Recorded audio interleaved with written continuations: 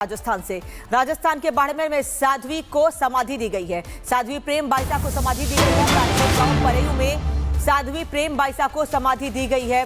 बता दें आपको कि साध्वी का पोस्टमार्टम आज पूरा हुआ। उनके शव को परिजनों को सौंपा गया, लेकिन पोस्टमार्टम रिपोर्ट शाम तक आएगी। लेकिन उसके बाद जब परिजनों को शव सौंपा गया, उसके बाद बाड़मेर के उनके पैतृक गांव में परेऊ में साध्वी को समाधि दी गई। ये बाड़मेर की तस्वीर आपको दिखा रहे हैं, जहां साध्वी को समाधि दी गई। साध्वी प्रेम बाईसा जिनकी मौत हुई और परिवार वालों का ये कहना है, उनके पिता का ये कहना है कि ये मौत संदिग्ध है। उनको इंजेक्शन लगाया गया, गलत इंजेक्शन लगाया गया बीमारी में, जिस वजह से उनकी मौत हो गई। सर्दी, खांसी, जुकाम उनकी परेशानी बताई जा रही थी और उसके बाद नजदीक के कंपाउंडर को बुलाकर उनको इंजेक्शन लगवाया गया, जिसके 5 मिनट बाद उनकी तबीयत बिगड़ी।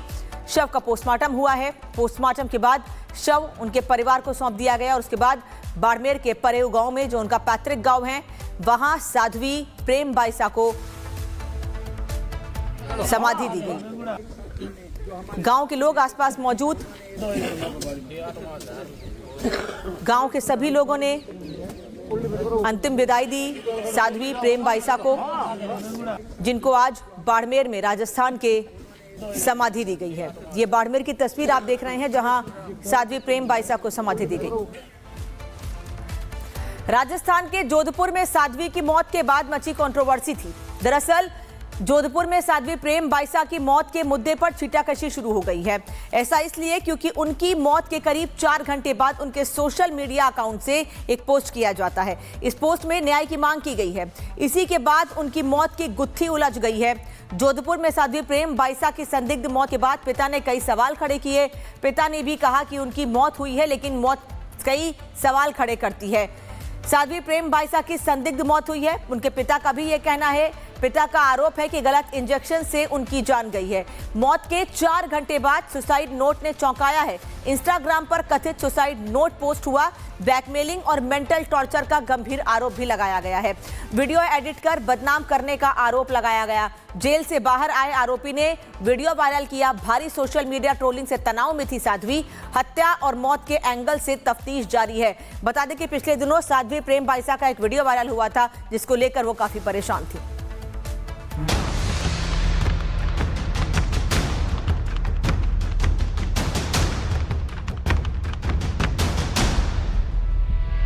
साध्वी की मौत, रहस्य अभी जिंदा।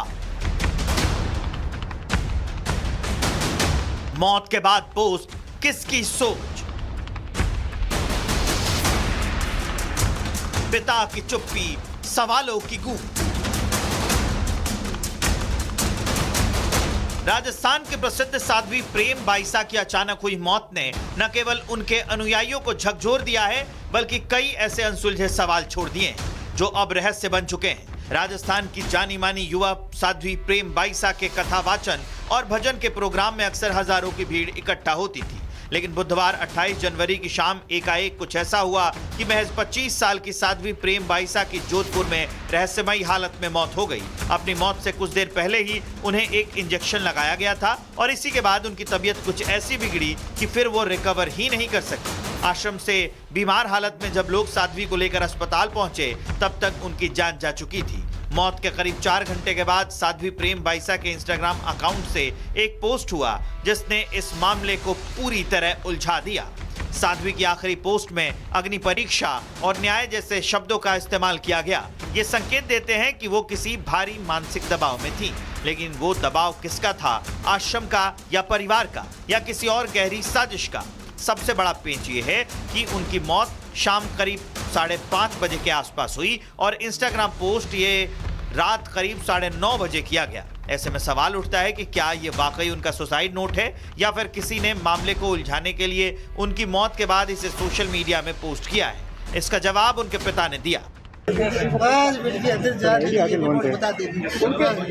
मैसेज किसने डाला? सुसाइड का मैसेज किसने डाला? सुसाइड का मैसेज हमने 30 में कहा, पापा जीते जी तो तू कुछ कर नहीं पाया, मुझे न्याय दिला देना। मैंने जो सत्ता को पत्र लिखा उसने न्याय दिला दिया। वो मैंने 2-2.5 घंटे बाद में क्या साध्वी प्रेम बाईसा की मौत को लेकर जो जानकारी सामने आई है, उसके मुताबिक साध्वी प्रेम बाईसा पिछले 2 दिनों से बीमार थी। बुधवार शाम आश्रम में कंपाउंडर बुलाया गया। आश्रम में ही साध्वी को इंजेक्शन लगाया गया। इंजेक्शन के बाद अचानक तबीयत और बिगड़ी। साध्वी बाईसा के हाथ पांव ढीले पड़ने लगे। आश्रम के सेवादार अस्पताल लेकर पहुंचे। प्राइवेट अस्पताल में डॉक्टर ने ब्रॉड डेथ घोषित कर दिया। साध्वी प्रेम बाईसा अब इस दुनिया में नहीं रही, लेकिन ऐसे कई सवाल हैं, अब भी जिंदा है। एम्बुलेंस छोड़कर पिता शव खुद आश्रम क्यों ले आए? पोस्टमार्टम और एफआईआर से पिता दूरी क्यों बना रहे हैं? आश्रम में इंजेक्शन किसने लगाया और क्यों लगाया? गलत इंजेक्शन से मौत की आशंका है, फिर कार्रवाई क्यों नहीं हुई? इंजेक्शन लगाने वाले के खिलाफ पिता ने रिपोर्ट क्यों नहीं की? मौत के 4 घंटे के बाद किसने इंस्टाग्राम पर पोस्ट किया? पोस्ट शेड्यूल थी या जानबूझकर की गई थी? साध्वी की मौत के बाद मोबाइल किसके पास था? पिता ने मोबाइल पुलिस को देने से मना क्यों किया?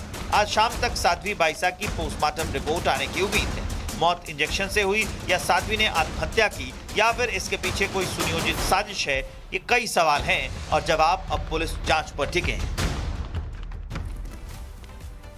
तो साध्वी की मौत की मिस्ट्री उलझती जा रही है। हालांकि कई आरोप पिता पर भी लग रहे हैं। इस बीच पिता का यह कहना है कि मेरी बेटी की मौत नहीं हुई है, बल्कि उसकी हत्या की गई और जान ली है उन लोगों ने जिसने उसके वीडियो से छेड़छाड़ करके उस वीडियो को सोशल मीडिया पर पोस्ट किया था। अब एक सवाल तेजी से ये उठ रहा है कि क्या ट्रोलर्स ने साध्वी की जान ली है? एक व्यक्ति पर ब्लैकमेलिंग का गंभीर आरोप है। वीडियो एडिट कर बदनाम करने की साजिश है। पिता के वीडियो को गलत तरीके से पेश किया गया और साध्वी ने पहले भी पुलिस से इसकी रिपोर्ट दर्ज कराई थी। हालांकि आरोपी को गिरफ्तार कर लिया गया था। फिर परिजनों ने बड़ा दिल दिखाते हुए उस व्यक्ति को माफ कर दिया जिसने सोशल मीडिया पर इस वीडियो को पोस्ट किया था। आरोपी को माफ कर दिया और माफी मिलने के बाद आरोपी जेल से बाहर आ गया था। आरोपी ने वीडियो को एडिट कर फिर से वायरल कर दिया, यानी दोबारा एक बार फिर से उस वीडियो को एडिट किया गया और वायरल किया गया। साध्वी को भारी सोशल मीडिया पर ट्रोलिंग झेलनी पड़ी थी, जिस वजह से मानसिक प्रताड़ना और दबाव में थी साध्वी प्रेम बाईसा। ट्रोलिंग और टिप्पणियों ने साध्वी को अंदर से तोड़ दिया। यही वजह है कि वो धीरे धीरे बीमार पड़ती चली गई, परेशान रहने लगी और जब उनको इंजेक्शन लगा तो उनकी जान चली गई। हालांकि ये भी कह रहे हैं उनके जानने वाले कि जो इंजेक्शन लगाया गया था वो गलत इंजेक्शन था। पिता का भी यही कहना है। पिता ने और क्या आरोप लगाए हैं ये भी आपको बताते हैं। एम्बुलेंस की जगह शव खुद कार से आश्रम क्यों ले आए? साथ ही पोस्टमार्टम कराने से शुरुआती इनकार उनके पिता ने क्यों किया? पुलिस रिपोर्ट दर्ज कराने से परहेज पिता क्यों कर रहे थे? इंजेक्शन लगाने वाले पर पहले शिकायत क्यों नहीं दर्ज कराई गई? साध्वी का मोबाइल पुलिस को देने से पिता ने पहले मना कर दिया। आखिर क्यों मना किया मोबाइल देने से? मोर्चरी जाते वक्त भागने की कोशिश के भी आरोप लग रहे हैं। तो ये सभी आरोप पिता पर भी लग रहे हैं और यही वजह है कि अब सवाल पिता से भी पूछे जा रहे हैं। वहीं इस बीच जो साध्वी के समर्थक है, जो आसपास लोग मौजूद थे, वो भी कई सवाल खड़े कर रहे हैं। हालांकि इंतजार अब पोस्टमार्टम रिपोर्ट का है। पोस्टमार्टम रिपोर्ट सामने आएगी तो काफी हद तक तस्वीर साफ हो सकती है। साध्वी प्रेम बाईसा की मौत ने पूरे राजस्थान को झकझोर कर रख दिया है। साध्वी की मौत जिन परिस्थितियों में हुई उसने इस मामले को और मिस्ट्री बना दिया है। साध्वी के भक्तों के साथ ही राजनेताओं ने उनकी मौत के कारणों की निष्पक्ष जांच की मांग की है।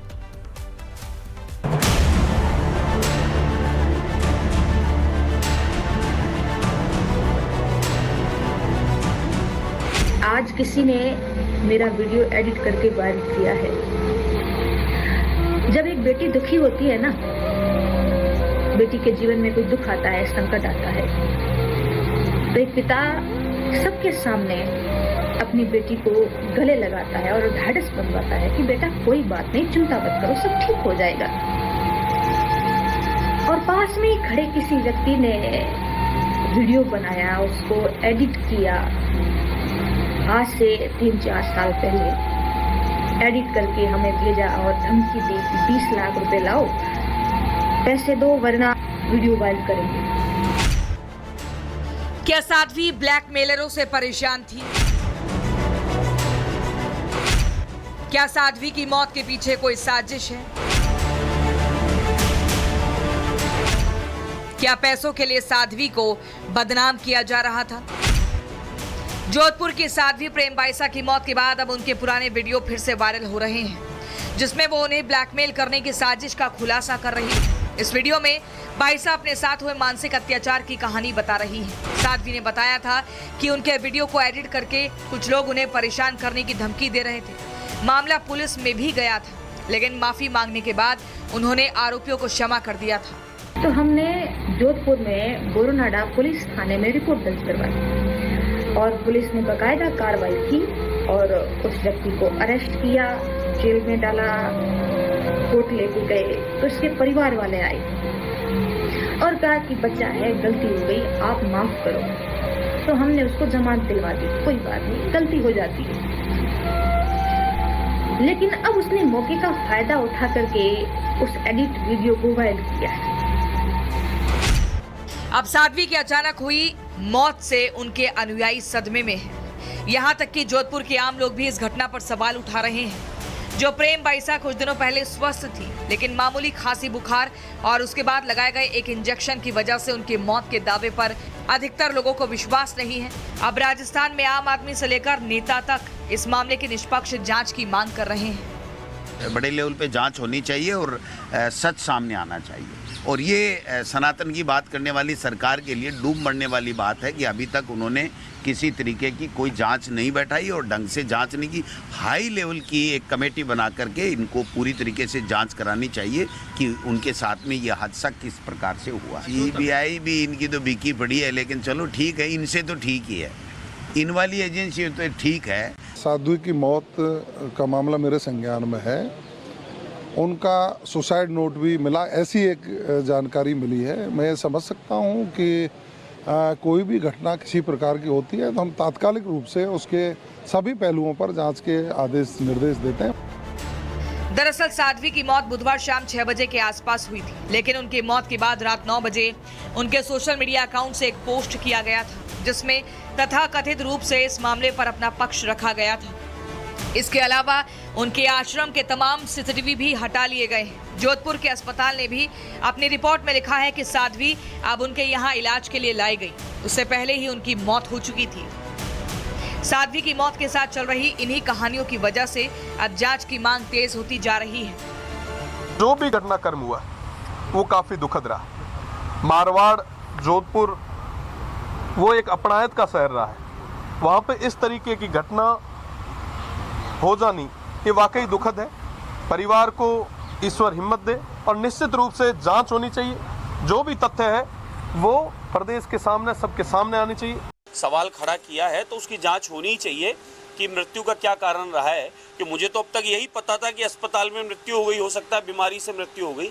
अगर किसी और कारण से उनका डेथ बताया जा रहा है तो उसकी जांच होनी चाहिए और पता होना चाहिए। और किसी को भी किसी के बारे में निजी इस प्रकार का करने का या उसकी बदनामी करने का अधिकार नहीं है। साध्वी की मौत बुधवार शाम को हुई थी। शुक्रवार को उनका अंतिम संस्कार कर दिया गया है। नेताओं से लेकर आम लोग तक साध्वी की मौत की हकीकत जानना चाहते हैं और अगर इस कांड में कोई दोषी है तो उसे कड़ी से कड़ी सजा मिले। इसीलिए जोधपुर पुलिस इस मामले की हर एंगल से जांच कर रही है। Bureau report, Republic Bharat.